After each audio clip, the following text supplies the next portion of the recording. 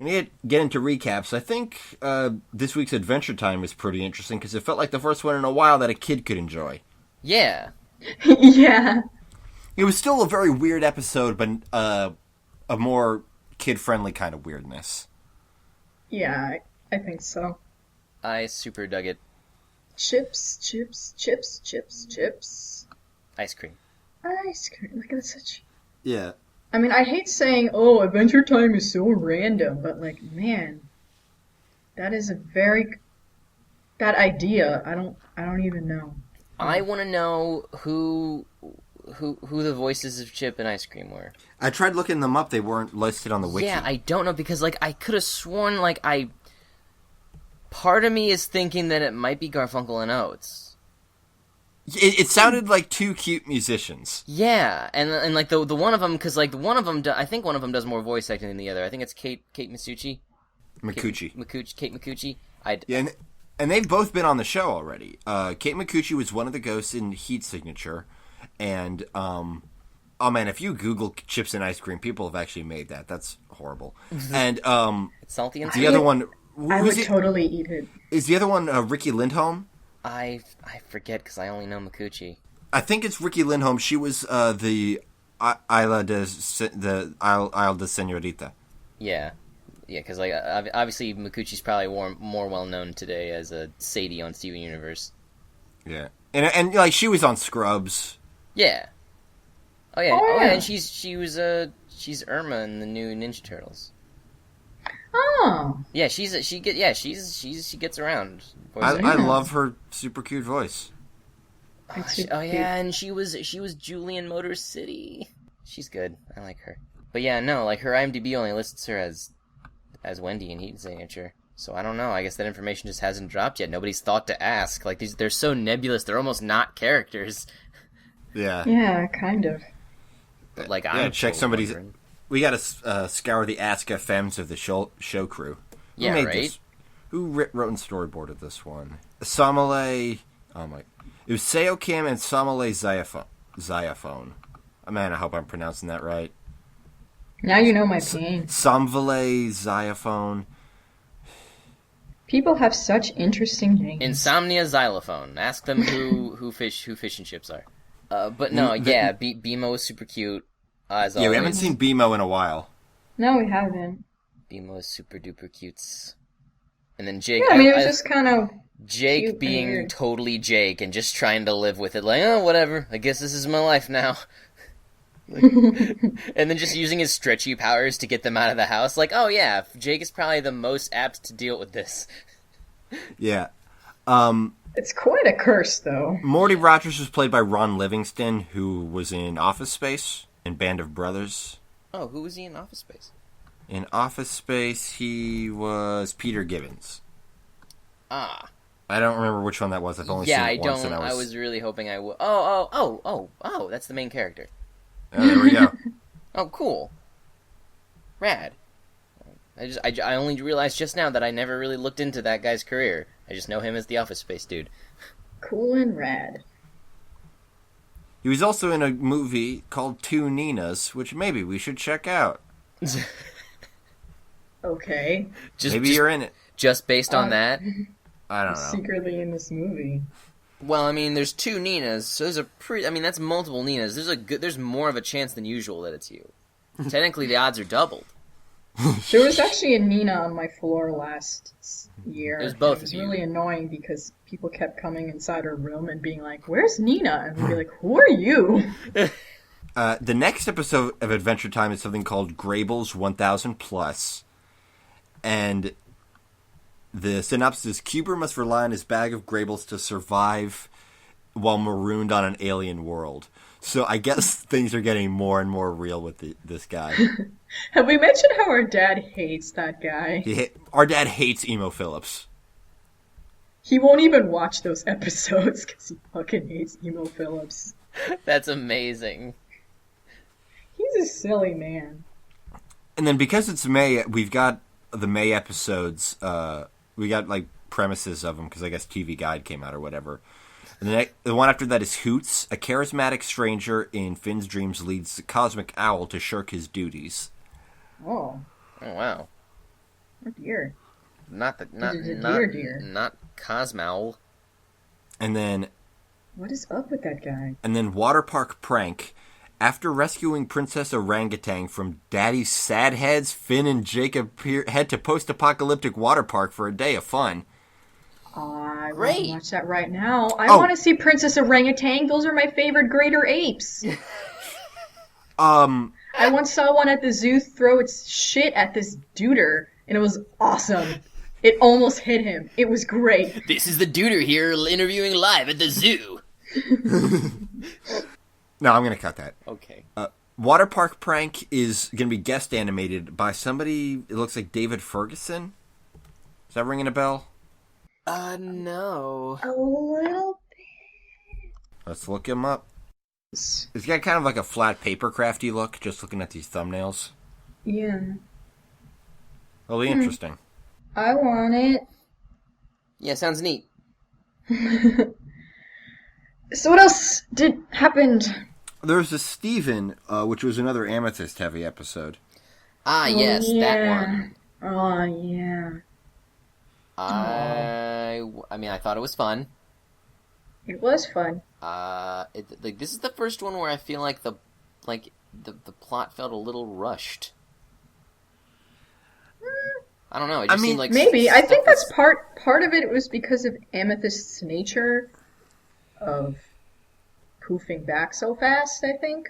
I mean, maybe, but also, like, she went from 0 to, like, super duper, like, angst mad, like, really out of nowhere, at least I felt like upon viewing it. It was just, like, all of a sudden... I felt like it was sort of a build-up, because, first Garnet was running around in her room, and, like, berating her about her forms, and Steven was nagging her with those deeply personal questions she didn't want to think about. Yes, well, because it started just with sort that, of piled up. Like the second Steven asked like those questions, like I don't know, it just felt like she immediately just like kind of tweaked out and like snapped.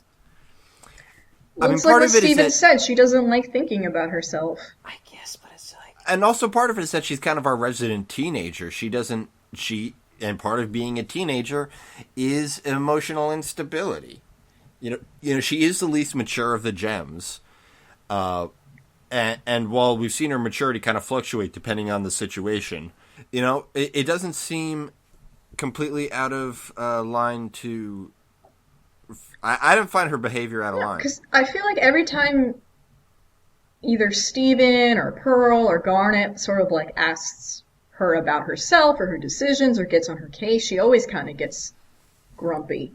I guess. I don't know. Like, she tends to have that, like, when Steven, the famous scene in Tiger Millionaire when Steven's all sad in his underwear and it's like, is that how you feel? And of course Amethyst's like, I don't feel I want to feel. Like, I don't want to answer your stupid question. Like, she doesn't like getting real, ever.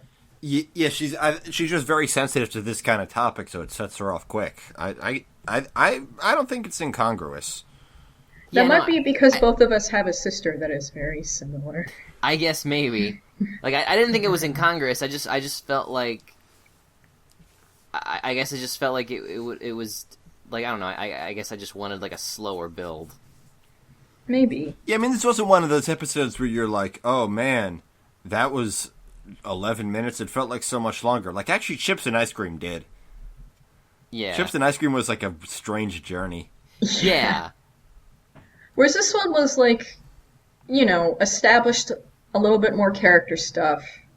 Had Garnet, a little bit more of Amethyst on Garnet, because we've seen a lot of Amethyst and Pearl. And Garnet always just kind of has this passive disapproving thing.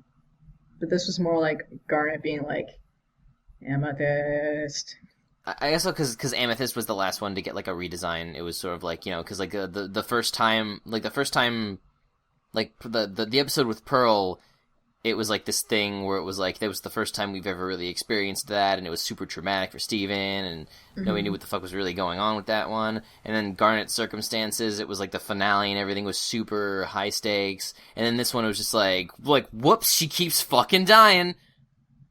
Yeah, I mean, they mentioned it in earlier episodes that it's pretty comment for Amethyst. Yeah. We just hadn't seen it yet. And Yeah. even Steven was like, is it bad that I'm getting desensitized to this? Yeah, no, that was a super good bit. I liked this episode. I guess just in terms of, like, I don't know, I guess just, like, by comparison, it feels a bit more like an outlier due to outside context. Yeah, I guess so. I liked Amethyst's pearl form. Oh, that Yeah. was... The little Kitty Kong feet.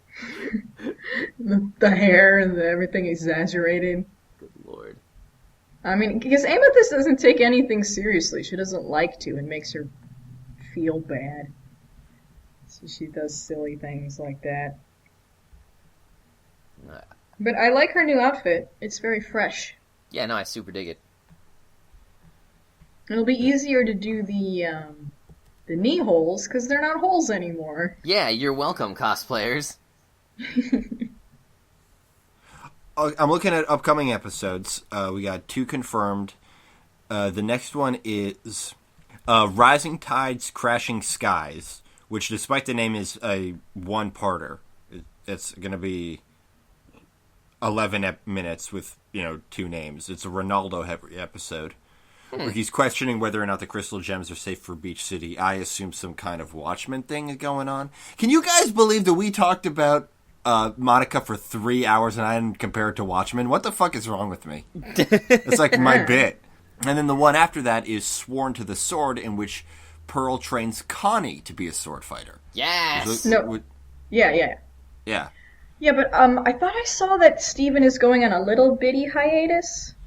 Because it's... These release dates are to be announced. Yeah, so I think there's going to be a little tiny break. Which, I mean, they've gone a while without taking a break. Yeah. So I get it. But I'm going to miss it. Yeah, of course. It's going to be really hard. You said we have a lot of shout-outs, Nina? Yes, we do. I just want to say that we had some amazing letters this past week. You guys are the sweetest, coolest, most awesome people ever. Like, I am so happy we have this amazing little fan base. Like, I can't even believe it. And you guys are so nice. And it just blows my mind how nice you guys are. You're the nicest. And I just want you to know that you guys are the best. It's amazing. I don't even know. Like, blows my mind. I feel like we just ramble forever. We do. And you listen to it. Somehow. And then you write us a letter and you're like, I love it. It You makes guys my are the day. greatest! And I'm like, oh, I guess. So I want to let you lovely people know that we're thinking of you. So from Novu and Nova asked us to review The Road to El Dorado. I don't know if you listened to me and Nikki talk about it, but that's a movie we weren't allowed to watch because our mommy said that it was reinforcing negative histories about what actually happened when the Europeans came to the New World.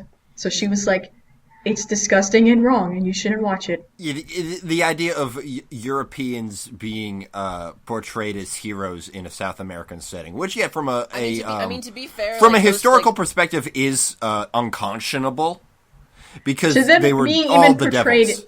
positively at all. They were Like, the I know worst the whole human point beings. is that they just want gold and they're greedy. Yeah, like they're fucks in not the like they're beginning not anyway. like I'm pretty sure that like, the rest of Spain doesn't even like those two guys. They just fucked around on a boat and wound it up there. Like, Yeah, but, completely like, detached from the colonies. Culturally, like, they There's some already white savior stuff going There's on. a lot of absolutely. white I'll agree savior, with and they that. already think themselves as superior, like, inherently, and it's just, I don't know. I guess I'm But- able to look at it as like these two guys are clearly idiots and don't know what they're doing or what they're talking about, and like like the natives treat them like once they find out. I feel like all the people who are wise to them not being gods like treat them as such too. Like, look at these fucking honkies. Well, I guess our mom, like, it wasn't our mom and her friend at the time, who's Brazilian, and the mother of some of our friends also, like, didn't like it, because Yeah, no. I guess the idea of making it into a comedy to them was like appalling. Oh yeah, no, I can agree. Like, how is this even remotely funny? And how are you going to make this a family laugh out loud romp? Yeah. Even if they are idiots, they're like no, yeah, entertaining. Like you know, like, I they're don't know. dangerous idiots. Yeah. This So being we said, might watch it. that's not out of the question. This is just our history with the movie. I think I have seen it. I've seen bits of it. that's pretty fun. You know, that 2D DreamWorks stuff a lot of it was pretty good. Well, it's definitely a possibility. Totes. But be aware to brace yourself for having this conversation again. Yes, bringing up issues. All right, then we got this nice thing from Nick Foles. Says, came for the Gravity Falls, stayed for the Hey Arnold. Great podcast. So glad to hear someone else loves football head and friends. Who doesn't? Do you know people who don't like Hey Arnold? Don't be friends with them. Yeah, I know, right? This is Toon Goons saying, abandon your current social circle for one we approve of. Ever play the SNES game Earthbound? It has a lot of the same tone and feels. Cheers. I've played a bit of Earthbound. I loved the atmosphere and the visual style and the writing of the game. Playing it was like pulling teeth. It was super, super grindy. One of these days I will finish it, because what I like so much, but man, playing that game's pain in the ass. Yeah. Like, we've talked about how Attack the Light is the best turn-based combat ever. That turn-based combat's pretty bad. I'm really bad at Attack the Light. Yeah, thanks for staying with us. I hope you like other things we put out. Grace Camille Lee says, hi guys, just started listening to your show. It's great to hear a breakdown of stuff. And here's her suggestions, or their suggestions. Will you ever talk about Arthur and Mona the Vampire? Probably two of my favorite shows growing up. Keep up the amazing podcast. Thanks. You're welcome. Arthur is like the soap opera of children's cartoons. It's just a machine. It's so much of it, but like part of me really would like to talk about it, because of all like the preschool stuff, it's my favorite thing. I think even like I'll think back on jokes it made, and they're so smart. Like there's one joke where DW wants to stay up till midnight for New Year's Eve, and the mom won't let her. It's like, you can stay up when you're Arthur's age. I'll never be Arthur's age. He'll always be 4 years older than me. Yes, I remember that joke too. I love it. That's the only bit I remember. That is a great joke. Like it was a very good show. It's a lot of it, and I think I'm we pretty mentioned sure. this before. Like I think that was the show. Like I looked it up on Wikipedia, and it gave an estimate for how many episodes there are, because I think they don't know. Yeah, it's been like 24 seasons. It's been along for the entirety of my life. And I'm also not sure we have the skill set to analyze something that's for super little babies. We don't have any kind of background in child development. But I find child development pretty fascinating. If we were going to do a preschool show, it would probably be something shorter. But like the desire for us to talk about Arthur, I think, is there. It's just a matter of the fact that it's a behemoth. If some kind of Arthur mastermind could make us like a watchable canon. Yeah, like the best eppies. Yeah, the best of Arthur. I guess the only reason, I feel like the only reason we shy away from it, not because they are somehow objectively like less worthy of critique, but it's more like the messages are so elementary. There's nothing to dissect, because it's like, there they are. Don't be a bully. Eat your vegetables. Okay, and we had some activity on the Twitter, people recommending our show to some other peeps that they know. Thank you for doing that. At Megaspell, at Aaron Hunting. Yeah, I saw an interesting thing on our Twitter, because it's like the person who recommended us the MTV shows, Clone High, and I think Downtown was the name of it. Yeah, Downtown. They were at like, Zero is me. Yeah, they were like they were tweeting. It was like they were tweeting about like, hey, I asked Toon Goons about Downtown, and now I'm looking for like if I can get it anywhere on DVD. And he just like asked the show one of the show people who like worked on it, and they got back to him like, yeah, I think so and so still has some left, and then he retweeted like, yeah, I do. It was so weird. Yes. Such a weird conversation that we weren't a part of, but they still tagged us in it. At CB Tar says, the Toon Goons and Sawbones are really neat, got me through my extensive 3D modeling sessions. I'm glad we could be of service to you. That shit's time consuming. Yeah. Yeah. And I'm glad that you're listening to us in the same breath as Sawbones. That's an honor. It was a very good podcast. Yes. Megaspill recommended China, Illinois. We're definitely going to do that one. Thanks for reminding me that it's in its third season. But since it's in its third season, apparently at least 5 episodes in, we're going to probably wait until it's over. Yeah. And then do the first 3 seasons in the web series. Also, one of the producers of China, Illinois is following us now because of that tweet or something. Yeah. Yeah. No. So thanks. Yeah, Dave Newberg. We got a nice letter from Keenan talking about our Monica episode, saying that he would also like to beat up Gen Urobuchi. Thanks. You guys are probably gonna have to team up because he looks pretty tough. Yeah. He also suggested we cover Full Metal Alchemist, Brotherhood, or Evangelion. And, I mean, Full Metal is great. Nikki, you actually recently said you were willing to give Evangelion a chance. I did. I forget what came over me. Do it. But I'm still, like, not anytime soon. But, yeah, I'm willing to give it a chance. Yeah. So I've we'll see seen it. about that. I've seen it, and I want to go back in time and tell myself not to. I keep feeling like as an anime person, whatever the fuck that means, I'm obligated to actually sit down and see it. No one's obligated to watch anything. But everybody says that you have to. Nope. That makes me wanna stand up for it less. Well, only because like I've legitimately given it a shot, and honestly, I don't hate it. But it's got like everyone. But you regret watching it. I'm curious to look at it, like, as a fossil. I mean, Like that's the same way that I think people, like, should play Ocarina of Time, even though it doesn't hold up. It's like, you gotta see where this shit come from. Yeah, it's historically I mean, important. Honestly, some a of lot, the a lot of my none of my gripes are objective critique. All of my gripes are just me having to experience a society around me that insists that it's the best goddamn thing since sliced bread. And usually I'm not like that. This is my one vice in that area where I'm like, I dislike it because everybody else likes it. That's my one. Well, if Tooch doesn't want us to cover it, like, I'll take that and that's excuse. the thing. Like, I want. You Like, do want to cover it? Yes.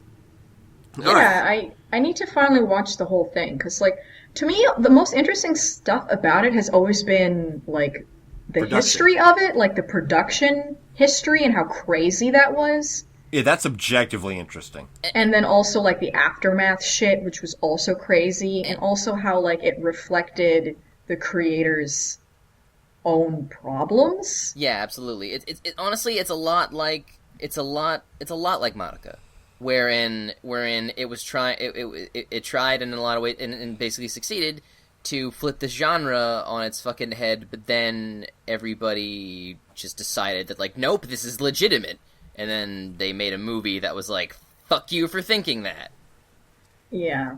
Like that's exactly how it happened, just like Madoka. Yeah, so, I mean, yeah, it's definitely something we'll put on the list. I would want to do that when the last of the like remake movies come out. Yeah, that's not going to happen for a long time because I actually saw an article with what's his face, the guy who behind Evangelion, and he Hideki Anno? actually recently came out. What? Hideki Anno? Yes, he recently came out and said that they hadn't been working on it this entire time because he was way too depressed and he had been going through some terrible shit and he like couldn't work Like for a long that time. Sucks. Anyway, Moving on. Still more people. The reception to our Madoka episode was really positive. I'm really glad people dug it, and because we opened up a lot for that, and it got real. And I'm glad that resonated with you. You mean me?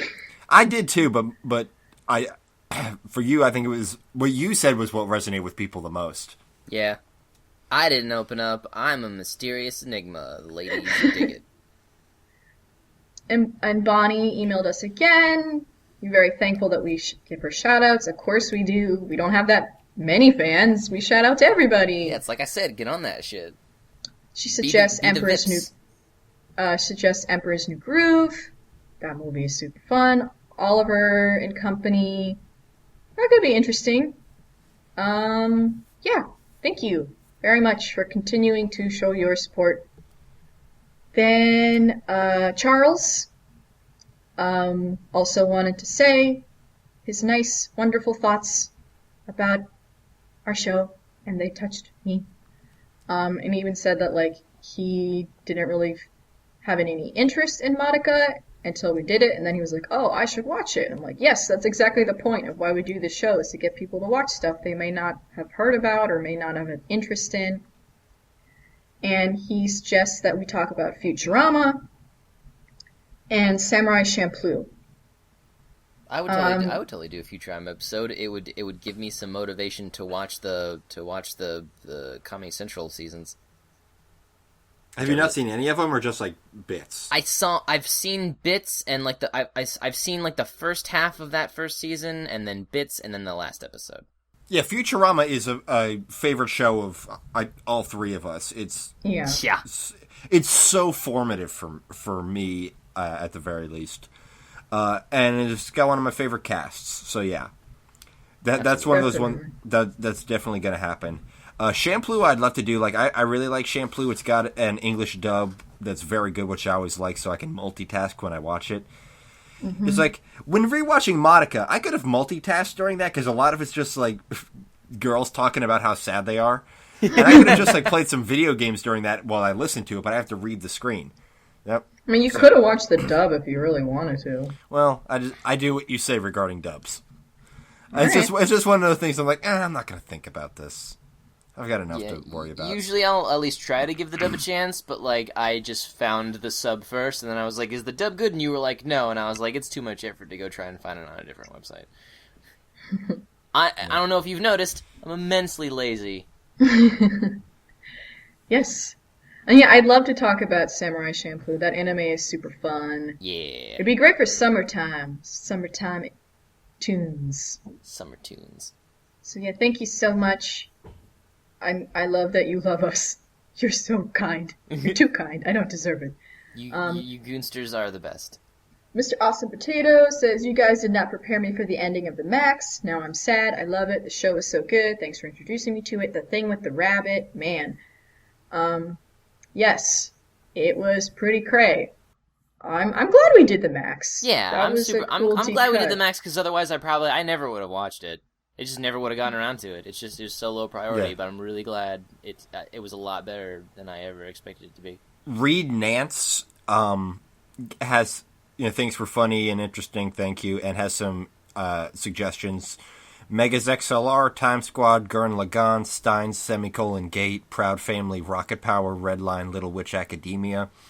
A lot of those have been on our list, like Megas XLR is something I've wanted to check out for a while. Proud Family is something I really want to re-examine, because I didn't much like it when it was on the air, but I want to give it another shot.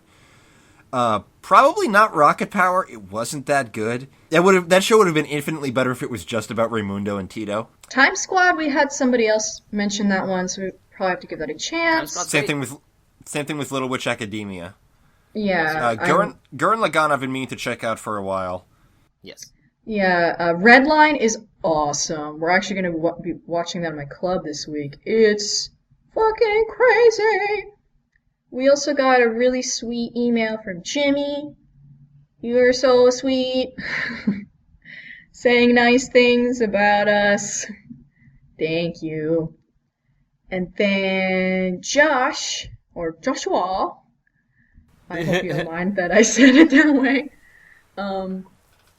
Also, a really lovely letter talking about, like, getting into Steven Universe with his brother, and because of our show, and, like, all this stuff.